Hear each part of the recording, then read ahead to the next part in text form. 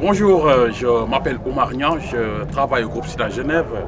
Je vous remercie de me permettre de parler de mes ressentis concernant cette conférence. Je voulais de prime abord axer mon intervention sur deux points essentiels.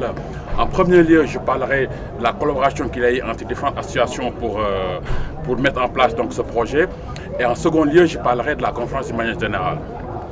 C'est une bonne chose que trois associations, donc PVA, SIDA Action et Groupe SIDA Genève, se réunissent avec les membres, les AG qui composent ces associations pour mettre en place un projet communautaire.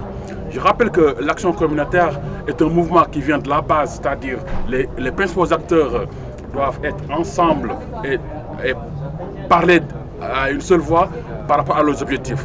Dans une action communautaire, donc, il n'y a pas de différence entre collaborateurs ou personnes donc, qui bénéficient donc, des AG. C'est une relation horizontale. Le jeu n'a plus sa place, mais ce n'est pas une juxtaposition non plus donc, de personnalité ou de personnes. C'est l'objectif global qui est important.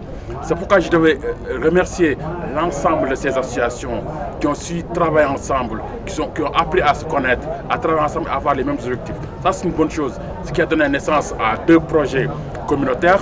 La voix off, où les gens, à partir des ateliers de culture, ont parlé de leur vécu d'une manière générale avec la maladie, les traitements et aussi leur vie dans le milieu associatif.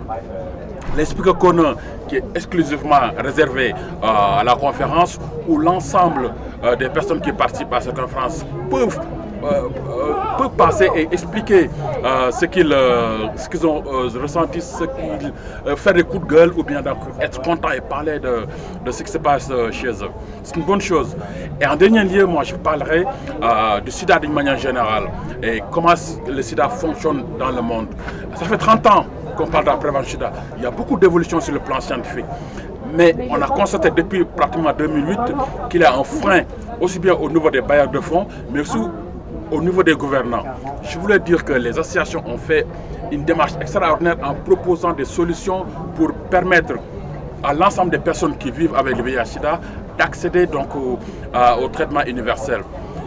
Il y a la taxe Robin des Bois ou la taxe donc, des transactions financières qui permet non seulement d'atteindre l'objectif du millénaire sur le plan développement, sur le plan écologique, mais aussi VIH-Sida, tuberculose et d'autres maladies qu'on ignore, qui est toujours donc, présente dans les pays en voie de développement. Et en dernier lieu, je parlerai du rôle des pharma, donc les génériques. Pendant longtemps, on a crié partout que les pharma se font beaucoup d'argent sur le dos de cette maladie. Ils ont toujours dit non. Ce qu'ils aimeraient, c'est produire des médicaments qui rendent les malades meilleurs dans la vie de tous les jours. Avec l'histoire des génériques, on s'est rendu compte que ce qui intéresse de prime abord les pharma, c'est plus faire beaucoup de pognon. Et c'est dommage que des gens qui sont censés aider à résoudre ce problème se mettent à tirer à boulet rouge sur les personnes les plus vulnérables de notre société. Je vous remercie.